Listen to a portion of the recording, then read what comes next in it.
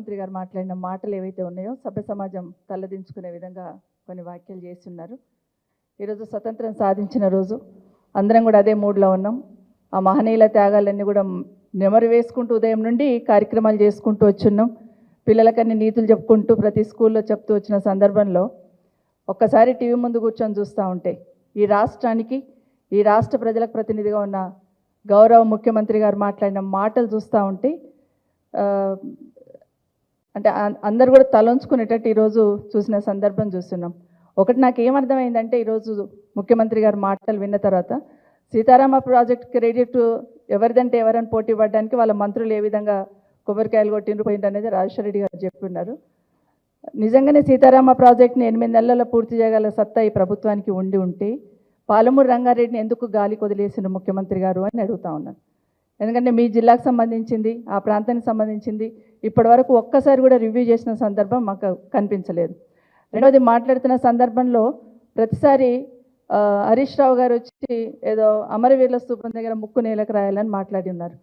నేను అడుగుతా ఉన్నాను నేరుగా గౌరవ ముఖ్యమంత్రి గారికి, రాజశేఖర రెడ్డి గారు చెప్పినట్టు 47 లక్షల మంది రైతులకు రుణమాఫీ కావాలి కదా, మీరు ఇచ్చిన డబ్బులలో మీరు ఇచ్చిన లెక్కలలో మీరు చూపించిన లెక్కలో చూస్తేనే ఈరోజు 22 లక్షల మందికి రుణమాఫీ అయినట్టు స్పష్టంగా కనిపిస్తూ ఉంది.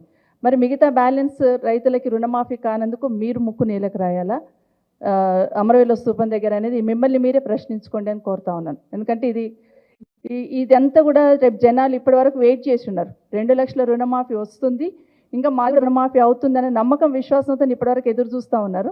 రేపు ఒక్కసారి మాది రుణమాఫీ కాలేదంటే రైతులందరూ రోడ్డు మీదకి ఎక్కడొస్తారో అనే ఆలోచనతో ఇష్యూ డైవర్షన్ కోసం మీరు ఈరోజు హరీష్ రావు గారి గురించి మాట్లాడారు అనేది అర్థమవుతుంది. ఎవరైతే గట్టిగా ప్రశ్నిస్తారో, ఎవరైతే గట్టిగా మాట్లాడతారో వాళ్ళ గురించి కామెంట్ చేస్తూ ఇష్యూ డైవర్ట్ చేయాలి, సైకలాజికల్గా అంటే డిమోరలైజ్ చేయాలనే ఆలోచన ఈ ప్రభుత్వం చేస్తుంది అనేది ప్రజలు ఇప్పటికే గమనించున్నారు. మీరు ఎన్ని రకాలుగా మమ్మల్ని కార్నర్ చేస్తున్నా, ఎన్ని రకాలుగా బీఆర్ఎస్ పార్టీకి సంబంధించిన ఎమ్మెల్యేలను కానీ గౌరవ కేసీఆర్ కానీ ఎన్ని కామెంట్స్ చేసినా కూడా ప్రజల పక్షాన ప్రశ్నిస్తూనే ఉంటాం. మీరు ఇచ్చిన హామీల గురించి నిలదీస్తూనే ఉంటాం. మీరు ఎన్ని మాటలు మాట్లాడినా, ఎంత దిగజారి మాట్లాడినా, ఎంత వేలైతే చూపించే ప్రయత్నం చేస్తున్నా ఖచ్చితంగా మాట్లాడుతూనే ఉంటాం, ప్రశ్నిస్తూనే ఉంటాం. తప్పించడానికి అవకాశం లేకుండా ప్రజల పక్షాన్ని నిలబడుతుంది బీఆర్ఎస్ పార్టీ. ఎందుకంటే మీరు అన్నట్టు హరీష్ రావు గారు ఒక మాట పదే చెప్పినారు, రుణమాఫీతో పాటు 6 గ్యారెంటీలు 13 హామీలు మీరు ముందు అవి నెరవేర్చండి. 420 తర్వాత సంగతి. ముందు 13 హామీలను 6 గ్యారెంటీలను ముందు నెరవేర్చండి ఈ రుణమాఫీతో పాటు అని పదే హరీష్ రావు గారు చెప్పారు. రిటర్న్లో కూడా లెటర్ ఇచ్చున్నారు. అయినా కూడా ఈరోజు హరీష్ రావు గారిని కామెంట్ చేసిన సందర్భంలో అసలు ఉచ్చరించడానికి అవకాశం లేని పదాలని వాడిన్నారు.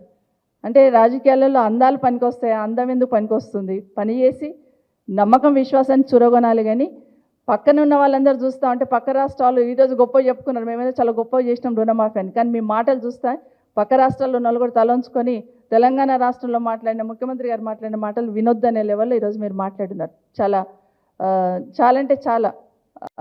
ప్రజలందరూ కూడా ఈరోజు తెలంగాణ రాష్ట్ర ప్రజలు కూడా అనుకుంటున్నారు మా ప్రతినిధి ఇదే మాట్లాడే మాటలు అసలు సమయం సందర్భం లేకుండా ఏ విధంగా డైవర్ట్ చేస్తారనడానికి ఇది పక్క నిదర్శనం అని తెలియజేసుకుంటూ, ఎందుకంటే 8 నెలలు అవుతుంది ప్రతి మీటింగ్లో చూస్తున్నాం, ప్రతి మంత్రులను చూస్తున్నాం, మన రాష్ట్ర ముఖ్యమంత్రి గారిని చూస్తున్నాం.